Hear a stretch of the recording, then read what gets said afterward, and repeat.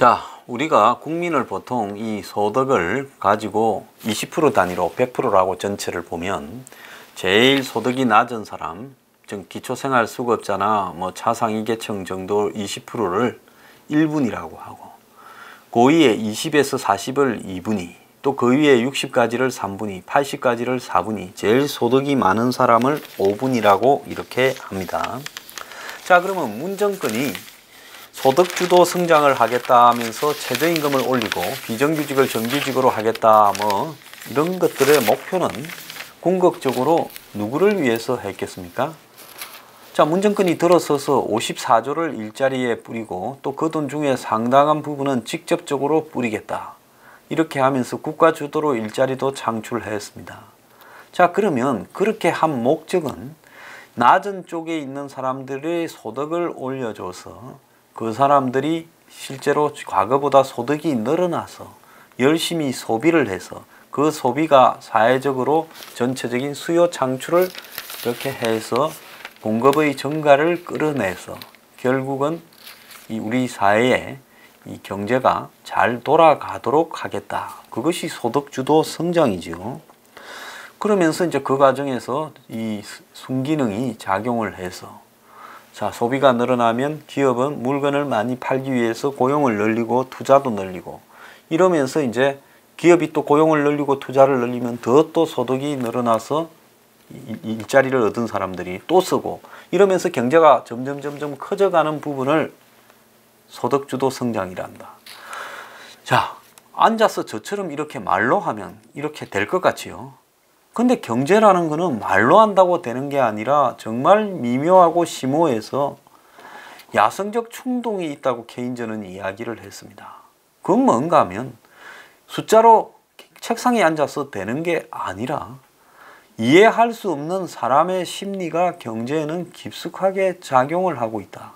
그래서 경제 부분은 정부가 개입할 수 있는 한도와 개입해서도 안 되는 부분을 명확하게 가려주는 것이 중요하다. 이런 이야기들이 많았습니다. 자, 문정권 지지율이 44.4%까지 떨어진 게 있었고 55%대도 있고 뭐 이런데요. 그런데 아직도 많이 높다고 봅니다.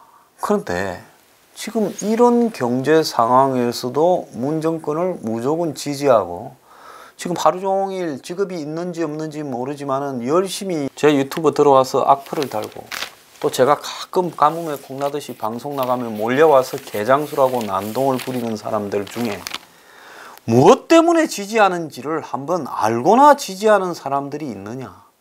그냥 맹목적인 사람들이 아닌가 하는 게 제 생각입니다. 멀쩡한 경제를 중환자로 만들었다고 이제 이런 칼럼까지 쓰고 있어요. 멀쩡하진 않았다라는 부분은 저는 동조를 합니다. 어쨌거나 경제를 살리기 위해서 정상적인 노력을 할 수 있는 부분도 많았는데 이 사람들은 그걸 한다면서 죽여버리는 쪽으로 가는 탁월한 재주를 갖고 있어요. 이렇게 하라 해도 쉽지 않은 짓거리를 골라가면서 하고 있습니다.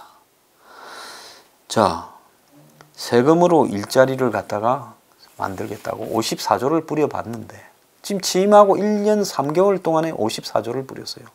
또 몇십조, 한 20조 내년에 더 뿌린다 하지 않습니까? 그런데 이런 식으로 한다고 일자리가 늘어나지 않는 거라는 게 입증이 되었으면 이쯤에서 어떻게 해야 되겠어요? 정상적인 사람이라면요. 최저임금발 소득성장이 우리 그림 속에서나 가능했지 실제로는 이게 다른 방향으로 움직이네. 참 경제가 복잡 미묘하니까 우리로서는 이게 실력 미달이다. 이런 건 전문가가 좀 해야 되는 건가 보다. 그래야 되는데 아니 우리가 하는 것은 오라. 지금 뭐 초반에 조금 부작용이 난다고 수구 세력들이 다 달라들어서 욕을 해야 되는데 연말까지만 버티면 그리 되게 돼 있으니까 좀 더 가자. 여기서 물러서면 우리는 엿된다. 고다. 지금 이 짓거리를 하고 있어요. 자, 어떤 일이 벌어지고 있는지 한번 봅시다. 통계청이 지난 1분기에도 비슷했는데 2분기 소득 발표를 했어요. 사실 이 소득 발표하고 일자리 발표, 지난주에는 일자리 발표가 있어서 청와대 난리 났잖아요. 이번에는 또 2분기 소득 발표가 있어요. 석 달 만에 이 소득이나 일자리를 집계내서 발표를 해요. 그래서 2분기니까 6월 말까지 발표가 지금 된 거예요. 자, 한꺼번에 하지. 또 한꺼번에 하면 벼락이 내릴까봐 이것도 또 한 개씩 한 개씩 찔끔찔끔 하는데 이러면 계속 나눠서 맞으면 덜 아픕니까? 내 같으면 한 방에 다 때려주고 마세요 하고 가겠습니다. 자, 통계청이 2분기 소득 부문 가계 동향 조사에서 2분기 소득 하위 20% 가구 소득이 한 달 132만 4,900원으로 1년 전보다 제일 못 사시는 분들이요. 얼마 줄을게요? 7.9%가 줄었다는 거예요. 참 탁월한 능력을 갖고 있습니다. 이렇게 줄이기도 어려워요. 1분기에 마이너스 8이었는데 7.6%네요. 0.4는 나아졌지만 그게 무슨 의미가 있겠습니까? 2분기 소득 기준으로 통계 작성 이후에 가장 낮은 소득이 나왔다고 합니다. 2003년에 통계 작성이 시작됐대요. 자, 그러니까 통계를 작성하고 난 이후에 소득 감소 폭이 제일 컸다라고 지금 말하는 겁니다. 자, 그러면 가장 잘 사는 이 5분위 최상위 20%는 어떻게 됐을까? 913만 원 4,900원에 달해 작년 기간 같은 기간보다 10.3%나 늘었다는 거예요. 그래서 통계가 시작된 이래 두 자릿수를 이 성장을 한 소득이 계층은 처음 있다는 겁니다. 그러니까 이 말은 뭡니까? 없는 사람들은 그 없는 얼마 없는 돈이 더 줄어들었고 있는 사람들은 없는 사람들을 줄어든 것보다 더 많이 벌었어요. 그러니까 어떻게 돼요? 없는 사람은 더 가난해지고 있는 사람은 더 잘 살게 됐다.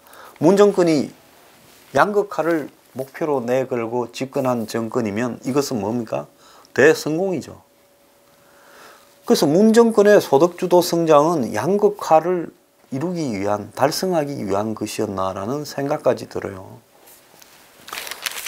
참, 이게 이렇게 거꾸로 갈 수 있냐. 입으로는 없는 사람들을 위하고 있는 사람들한테 세금 많이 걷어서 어떻고 저떻고 하더니만 결과는 없는 사람은 더 죽여버리고 있는 사람은 더 벌게 만들어버린 겁니다. 그래서 이렇게 된 이유가 부동산값 급등과 상용직 근로자 처우 개선 등으로 소득 상위층의 소득이 올라갔다는 거예요. 그래서 1분위하고 5분위하고의 이 서로 배수를 나눠보니까 5.23배로 1년 전에 4.73배보다 0.5나 많이 올랐어요. 이렇게 되기도 어려워 1년 만에. 역대 최악의 양극화를 가져오는데 0.01 차이로 접근했답니다. 역대 최악이 2008년에 5.24였는데 이 정권은 5.23으로 0.01 차이로 접근했어요. 그래서 1년 사이에 이렇게 급하게 오른 것은 처음이라는 거예요. 그러면 최하위 20% 외에 그 다음 단계인 2분위 40%까지의 사람은 어땠을까? 40%까지도 마이너스 2.1, 40에서 60 중산층이라 부를 수 있는 사람도 마이너스 0.1. 여기 제로를 기록해서 제자리라 하더라도 물가 상승이 있는 걸 감안하면 소득이 줄은 거죠. 그런데 마이너스 0.1이라면 60%까지는 소득이 줄고 있다는 겁니다. 그러니까 소득 감소가 중산층까지 확산되고 있다는 거예요. 자, 여기에는 이 자영업자들이 눈에 띄게 폐업을 하고 있고 또 큰 사업장들이 조선이나 자동차 등에서 쫓겨나고 있고 이렇게 되면서 소득 하위 40%가 급증하는 양상이 되면서 이렇게 됐다. 그래서 서민정부에서 서민들이 일자리를 잃고 소득이 줄어드는 역설이 이루어지고 있다. 서민 죽이는 정부를 줄여서 서민정부라고 한 모양입니다.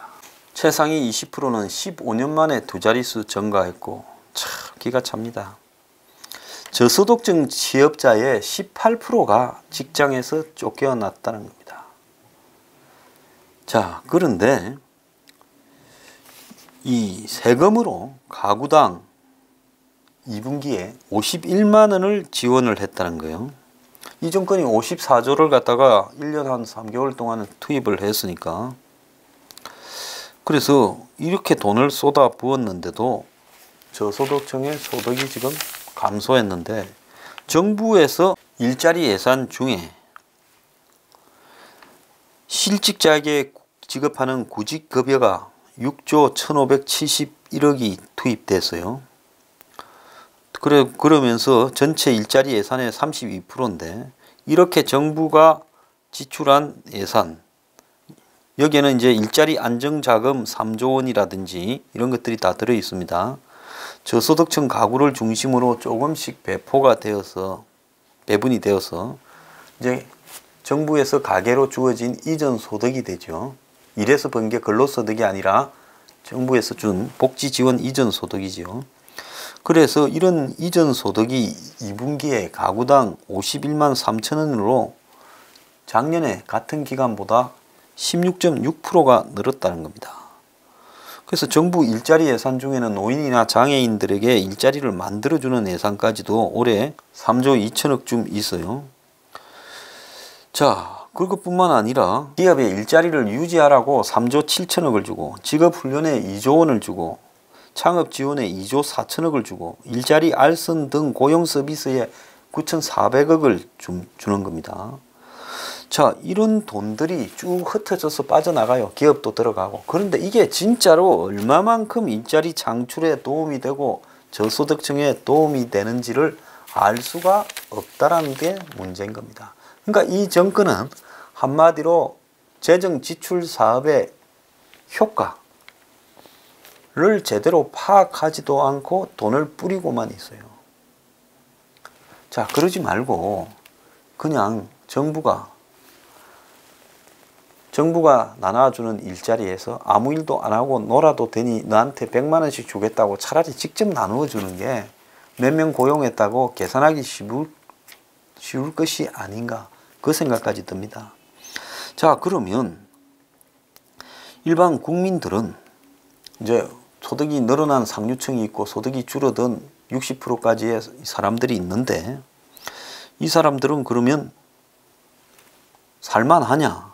그렇게 봤을 때 가계 동향 조사에서 세금 내고 의료보험이나 국민연금 같은 공적연금 사회보험 내고 이자 내고 이렇게 소비하지 않고 비소비로 월급에서 떼가는 부분을 이렇게 보면 이것이 급작스럽게 늘어나고 있어서 실제로 이런 의무 지출을 빼고 나면 소득이 늘었다 하는 사람들도 쓸 돈이 없어서 소비가 위축되고 있다는 겁니다. 그래서 전국의 가구별로 써보지도 못하고 사라지는 비소비 지출이 얼마인가 하면 지난해 2분기에 80만 9천 원에서 올해 2분기에 94만 2천 원으로 16.5%나 늘어났다는 거예요. 그래서 평균 가계 소득이 지금 국민 전체의 평균이 453만 5천 원인데 한 가구 1인당이 아니라 여기에 20.8%에 해당되는 돈이 지금 써보지도 못하고 사라진다는 겁니다. 그러면 내가 500만 원 월급을 받으면 통장에 남아있는 돈은 얼마? 바로 빠져나가 버리고 남아있는 건 400만 원 남아있다. 400만이 조금 못 되죠. 왜 이렇게 됐냐?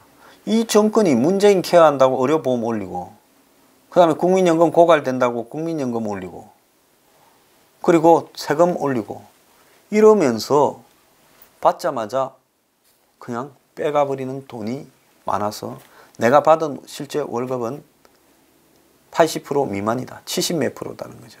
남아있는 거라. 그러니까 겉으로는 빚 좋은, 실제로는 개살구밖에 안 되는 겁니다. 그러다가 이 사람들, 자영업자들이 이렇게 요즘 막 화가 나서 시위를 한다 하고 하니까 자영업자를 도와준다고 뭐 정권이 거대하게 세금도 깎아주고 카드 수수료도 깎아주고 근로장려금, 일자리 안정지원금 등을 주고 7조를 넣는다고 하면서요, 결국은 카드회사에 떠넘기고 건물주한테 떠넘기고 납세자한테 떠넘기면서 한마디로 돈으로 땜질하고 또 저거가 내는 거는 얼마 안 되면서 그냥 납세자들한테 저거가 내는 돈은 얼마 안 되면서 생색은 아주 그냥 세게 내고 있어요. 자, 정말 웃기는 짓거리들을 하고 있는데요. 이 자영업자들한테 가장 좋은 것은 자영업자가 사업을 지속시켜 갈 수 있는 환경을 건드리지 않고 살살 조심조심 방향만 유도해 가는 것이 가장 좋을 거라고 저는 보고 있습니다. 그런데 이 정권은 그러지 못하고 손을 대면 수술을 해서 사람을 살리는 게 아니라 확실히 죽여버리는 신통방통한 기술을 가진 돌팔이에요. 여기에 이제 부동산 가격이 오르고 하도 많이 올라서 반포에 84평방미터짜리 전용 면적 아파트가 30억이라는 거예요. 홍콩의 비싼 아파트 가격이 지금 못지 않습니다. 일주 사이에 또 0.37% 올라서 30주 만에 최대 폭으로 올랐다는 거예요. 서울의 25개 구에서 수직 상승을 하고 동작이 0.8%로 최고로 오르고 있다는 거예요. 규제가 이제 안 먹혀드니까 이제 전부 기다렸다는 듯이 다 앞다투어서 부동산 투기를 하고 있어요. 박원순발 개발 공약이 문재인의 8.15 경축사와 더불어서 불을 질러버렸습니다. 집 사라고 신호다.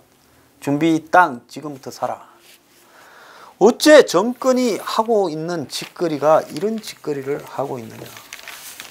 지금 우리나라에요. 농촌 지역사회가 소멸돼 가고 있다. 앞으로 몇 년 안에 40%가 되는 시군구가 사라지겠다. 지금 대학이 그래가지고 정원이 모자라서 지금 대학교 수십 개가 없어져야 된다. 그런데 정권이 지금 300 몇십 개 대학 중에서 뭐 한 11개 퇴출하니 어쩌니 하면서 구조조정도 제대로 안 하고 있어요. 자, 이 마당에 원격 의료 한다고 또 밀어붙여서 그래서 의료 소외 지역에 한해서 하겠다고 살짝 물러섰습니다. 욕을 많이 먹다 보니까요. 근데 의사협회는 뭐 하는지 모르겠고 최대집 회장은 뭐 하는지 모르겠습니다. 제가 문재인 케어나 원격 의료에 반대한 부분은요. 지금 국가의 훌륭한 의료 시스템이 파괴될까 봐 그런 거지 의사 좋아라고 한 거 아니에요. 그런데 정말 이해가 안 가는 것이 의사 집단이 저거가 죽으면 죽으라고 반대 투쟁을 해야 될 건데 원격 의료의 의사협회가 대변인 성명 하나 낸 거 말고는 보이지가 않아요. 이제 깜빵 가는 게 슬슬 무서워졌어요. 제가 정말 묻고 싶습니다. 의사협회와 최대집 회장한테요. 왜 이러는 겁니까? 자, 근데 문재인 정권 꼼수를 쓰고 있죠. 뭐 보수 언론들은 원격 의료가 허지부지 되었다 이러지만은 일단은 원격 의료를 법을 고쳐서 이 의료 소외 지역만 한다 해놓고는 그래서 시스템 쫙 깔아놓으면 그 다음에는 어떻게 돼요? 이제 다음부터는 법을 안 고치고 살짝 구멍을 풀어주기 시작하면 언젠가는 이렇게 원격 의료가 관철되는 겁니다. 그러면서 지금 우는 척 죽는 척 쇼하고 있는데요. 이런 부분에 대해서 반대하는 사람이 민주당 저자들이나 진보 좌파라는 사람들도 저거가 반대하더니만 다 빠져버렸어요. 이제 세상에 원격 의료 반대하는 사람 황장수 하나 남았습니까? 저는요. 그냥 시범 지역만 해서 확산할 수 없다고 못을 박지 않으면 원격 의료를 지금 의료 소외 지역에 한다고 해놓고 슬금슬금 확산시키기 위한 전략에 반대합니다. 자, 이 와중에 6월 말에 가계부채가 1493조가 되었습니다. 작년 6월 말에 비교해서 1년 사이에 105조가 늘어났어요. 청가세가 약간 둔화됐다 하지만은 지금 60%까지의 국민들이 소득이 줄고 있어서 그러니까 1분위, 2분위, 3분위가 소득이 줄고 있어서 충격은 훨씬 더 커졌습니다.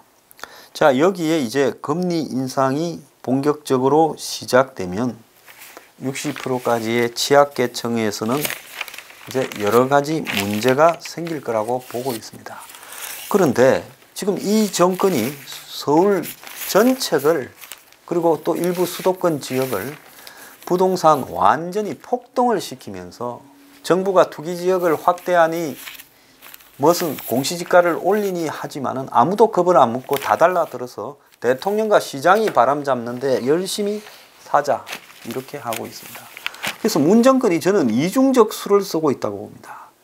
한편으로는 없는 사람을 향해서 정부는 부동산을 잡기 위해서 이렇게 노력을 하고 있다면서 다른 한편으로는 있는 사람을 향해서 돈 벌어 먹어라. 돈 옛날에 노무현 때도 그랬지 않나. 작년에 왔던 각설이 죽지도 않고 또 왔다. 빨리 살아. 이래가지고 두 쪽에다가 한쪽에는 규제하는 모습을 보여주고 한쪽에는 한마디로 부동산 폭등으로 돈 챙겨 먹어서 행복하지 하는 모습을 보여주고 저들도 벌고 지금 그러는 것 같아요. 국가가 걷는 세금이 300조 시대가 지금 됐다. 올해 조세 부담률이 21.6%다. 역대 최고의 지금 예상이 되고 있습니다. GDP 증가 속도보다 세금 걷는 속도가 3배가 빠르다고 지금 이야기를 하고 있습니다. 정부는 국민들 쥐어짜서 세금 거두어서 배가 터지고 자 주머니가 빈 사람은 그래도 뭣도 모르고 문재인 잘한다고 합니다. 그런데 이 사람들이 간이 커졌어요. 어떻게 커졌느냐. 최악의 경제 지표에도 청와대 소득주도 성장 필요성이 입증됐다고 이제 정신이 약간 나갔는지 헛소리까지 하고 있습니다. 참말로 걱정되는 정권입니다. 보통 보면요. 이 정도로 사고 치면 병원에 가서 이 정도로 의료사고 내면 다시는 안 갑니다. 돌팔이라고. 근데 국가를 맡아서 이 정도로 경제를 죽여버리는 신통방통한 능력을 갖고 있다면 이자들에게 전 국민이 돌을 던져야 되는데 아직도 수치상으로는 절반이 넘는 국민들이 지지한다고 하고 있습니다. 그래서 제가 봤을 때 우리나라의 여론조사는 사람이 아닌 귀신이 절반쯤 답을 하는 게 아닌가 하는 생각까지 해봤습니다.